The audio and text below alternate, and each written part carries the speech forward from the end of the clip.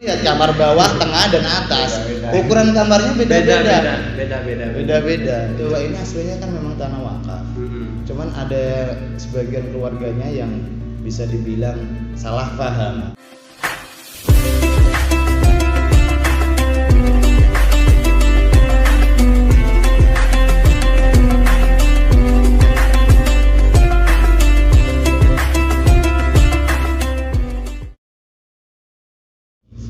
Ya, lanjut kegiatan apa yang biasa diadakan santri di Rubat Jawa ini? Kalau untuk kegiatan di Rubat Jawa sendiri ini aslinya yang rutin dan wajib, bisa dibilang wajib. Dulu pesannya Mbah Hasyim Nawawi. Yeah. Pokoknya jangan sampai acara rutin di Rubat yang hanya seminggu sekali ditinggalin. Untuk acara rutinnya seperti halnya di Jawa dan di Indonesia pada umumnya. Ketika malam Jumat ada acara yasinan, tahlilan dan khataman Quran setelah maghrib.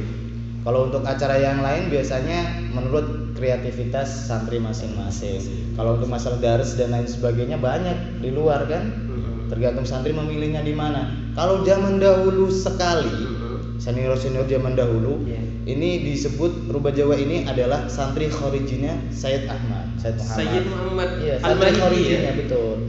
Jadi santri khorijinya karena banyak diketahui di Sayyid Muhammad Al-Maliki kan memang juga dibatasin hanya 40 santri. Jadi kalau nggak bisa masuk ke situ biasanya masuk ke Rubat Jawa, tapi setiap acara pengajian segala macam ke Sayyid Muhammad. Setiap bulannya juga dijatah sama beliau. Ada makanan, uang dan segala macam buat santri-santri Rubat Jawa ini. Dulu sekali zamannya Sayyid Muhammad ya. Zamannya Sayyid Muhammad. Ketika udah pindah ke Sayyid Ahmad masih sering dapat tunjangan setiap bulannya. Cuman karena tahu sendiri Saudi itu kadang aturannya segala macam dan bla bla bla. Nah, akhirnya ya tahu sendirilah sampai saat ini seperti apa. Masyaallah. Ini Pak Mus, apakah tahu sejarah pindahnya dari Jabal Abi Qubais ke sini? Kenapa tanahnya di sini? Sebenarnya tanah yang di sini itu apakah milik pemerintah? Makanya diganti oleh pemerintah menjadi di Misfalah ini atau seperti apa? Menurut ceritanya Mbah Danun yang tadi saya ceritakan tadi beliau itu ceritanya memang ketika sudah digeser di situ dikasih pilihan mau daerah mana. Cuman kan santri-santri tahu. Iya. Ambil tempat strategis, milih di mana tempat itu dekat sama haram dan tidak terlalu jauh dengan tempat dares. Yang tempat strategis itu yang kalau ke Masjidil Haram bisa kejangkau kaki, ya memang di sini. Karena memang dulu di sekitar Haraman sini sebelah situ banyak dikuasai oleh pemerintah, oleh orang-orang Saudi sendiri yang dibangun hotel segala macam. Untuk perkampungannya otomatis kan agak jauhan dikit lah bisa dibilang. Karena alhamdulillah kita di sini hanya berjarak 2,5 km sama Masjidil Haram. Jalan kaki hanya 20 menit kan? Hanya 20 menit ya. Hanya 20 menit sampai ke Masjidil Haram, alhamdulillah. Bisa ditempuh ke Masjidil Haram hanya 20 menit jalan kaki dari sini, Masya Allah. Ya kalau jalan kaki di sini 20 menit sih nggak terasa ya, kalau di Indonesia ya mungkin. Ya karena di sepanjang jalan kita banyak orang jalan kaki, terus banyak hotel-hotel Indonesia juga. Terus gini Pak, pengetahuan antum alumni dari Rubat Jawa yang sekarang sudah berdakwah di Indonesia menjadi orang besar, itu siapa saja yang jebolan atau yang dulu pernah tinggal di Rubat Jawa ini? Sepengetahuan antum siapa aja? Aslinya banyak sih. Banyak ya? Aslinya banyak, karena kebanyakan yang masuk di sini itu bisa dibilang dari keluarga-keluarga kiai. Iya. Nah, otomatis mereka berdakwahnya otomatis ibarat kata itu sudah ada medan. Sudah ada medan. Kalau untuk merintis dari awal sendiri juga yang namanya orang merintis ya, yang memang butuh perjuangan segala macam. Tapi kebanyakan walaupun santri dari Rubat Jawa itu biasanya kalau ketika berdakwah di Indonesia karena dulu itu dianggap santri khorijinya Abu Sayyid Muhammad, jadi biasanya nanti berdakwahnya dengan wasilah Sayyid Muhammad. Jadi ibarat kata itu tetap ambil barokahnya tanah suci Mekah, alumni Makkah Al-Mukarramah. Jadi tidak ngambil alumni Rubat Jawa itu enggak. Cuman ketika sudah berkumpul di kalangan santri-santri alumni Mekah itu pasti mereka tahu ini dulu tinggalnya di Rubat Jawa, dulu ini tinggalnya di Rusaifah tempat Abuya, jadi pasti tahu. Jadi untuk mengatasnamakan Rubat Jawa sendiri nggak mesti. Oh gitu.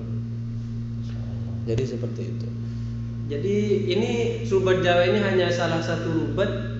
Sebenarnya di sini ada berapa rubat sih Pak di Mekah ini yang ditempatin santri? Banyak, istilah rubat itu aslinya banyak. Bahkan Syekh Muhammad Ismail Az-Zain itu beliau juga punya rubat juga. Oh, punya rubat di daerah Komkarya. Cuman hanya beberapa orang dulu itu ketika saya sama teman-teman anak-anak kelompok sekolah di Sulati ya, itu yang ninggalin di rubat Ismail, namanya rubat Ismail. Rubat Syekh Ismail, rubat Syekh Ismail ya. Namanya rubat Ismail. Gitu. Itu sekitar 20-an lah. Di mana di situ ada Dokter Fahmi juga yang tinggal di situ yang sebagai itulah penanggung jawab. Betul sekali. Dulu sekali, sekarang tahu sendiri keadaan Saudi seperti apa. Ada juga rubat Medan, Mandailing. Ada, mereka ibarat kata itu seperti mengatasnamakan kayak rubat itu ibaratnya kayak pondok atau asrama lah. Asrama ya tempatnya. Cuman bedanya kalau mereka mempunyai nama rubat sendiri-sendiri, itu bangunan mereka identik dengan sewaan mereka masing-masing. Oh, gitu. Bukan tanah wakaf, beda ya.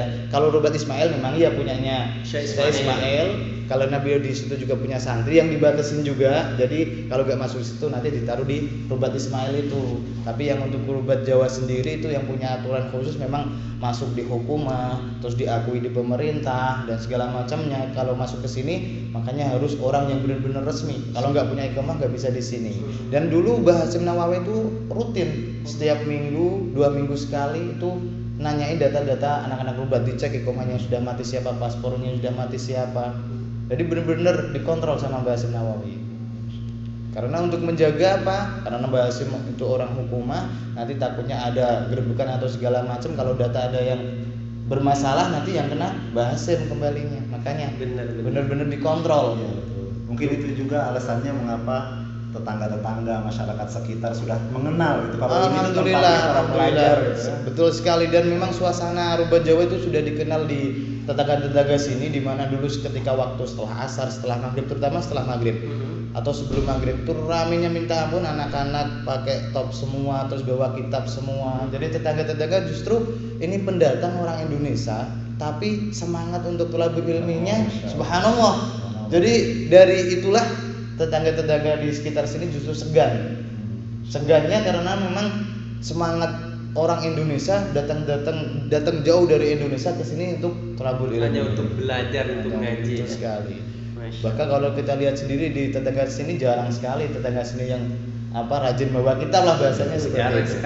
Dan juga ketika pagi tahu sendiri yang sekolah sholatiyah itu pada berangkat segala macam. Jadi tetangga nyaman-nyaman aja dan fan-fan aja. Justru pernah suatu ketika ada ketika rame-ramenya gerebekan, pernah digerebek di. Oh, ini pernah digerebek masukin polisi. Tapi hampir ya.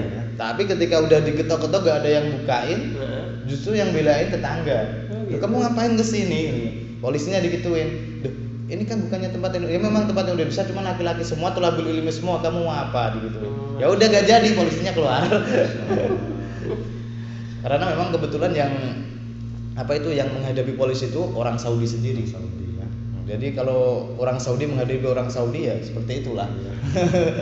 Apalagi kuat juga yang dekengin itu.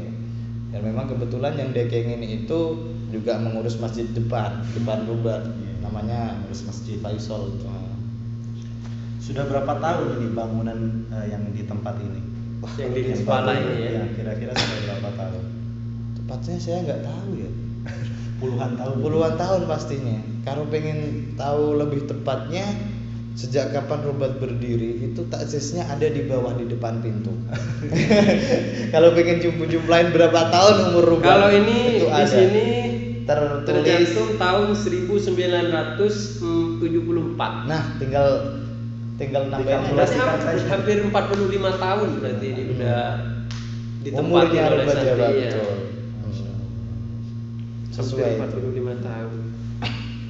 Oh ya, tadi lupa ya, ngomong-ngomong sudah berapa tahun nih kamu di sini? Wah, kalau saya aslinya gimana ya? Aslinya dibilang senior tadi, makanya pengen saya klarifikasi. Bukan senior aslinya, ada yang lebih senior lagi. Tepatnya dari 2009 bulan Ramadan. 2009 bulan Ramadan. Saya ingat sekali 2009 masuk ke sini ketika tanggal 3 Ramadan. Tanggal 3 Ramadan masuk sini tahun 2009. Berarti beliau ini sudah 11 tahun ada di sini. Beliau juga termasuk 11 apa 10 ya? 11 masuk 11. Beliau masuk juga 11. dulu mengenyam pendidikannya di Sholatiyah sampai selesai sampai Perjuangannya Masya Allah. tahun berapa selesai Pak di Madrasah Sholatiyah? 2015. 2015 selesai dari Madrasah Sholatiyah. Bahkan beliau ini masih menemui Madrasah Sholatiyah yang ada di Subaikah. Taslim Di Haram Subaikah. atau di Subaikah. Tapi hanya setahun setengah. Hanya setahun setengah kemudian pindah di Kakiyah ya. Jarang karena apa, pagi yang sekolah Sholatiyah itu udah berangkat sebelum subuh untuk ngaji ke Syekh Maki di Masjidil Haram. Di ulama-ulama kita dulu ya. Betul sekali. Masya Allah, terawat sampai hari ini. Jangankan diakui sama KJRI ya, dulu di Rubah Jawa ini juga pernah diadakan acara NU sedunia.